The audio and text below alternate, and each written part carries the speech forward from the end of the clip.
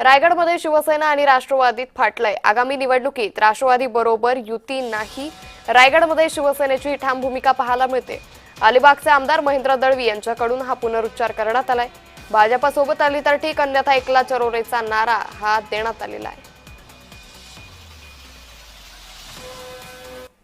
विशेषतः महिला खूप ऍक्टिव्ह आता काम करतात। युवकांची पण आता ऍक्टिव्ह खूप वाढला आहे आणि मग त्या धर्तीमध्ये निश्चित आता ते वेगळ्या भूमिकेनं जातात असं मला दिसतंय की रोज कुठल्या ना कुठल्या माध्यमातून कशी माहिती घडेल याचा ते प्रयत्न करतात। पण आम्ही 100% सांगितलं, बरेचसे असेल, मी असेल किंवा महिला दोघं असतील, आम्ही आमच्या वरिष्ठांना सिद्धेसभात सांगितलं की या नागरिकांबरोबर आम्ही कधी युती करणार नाही।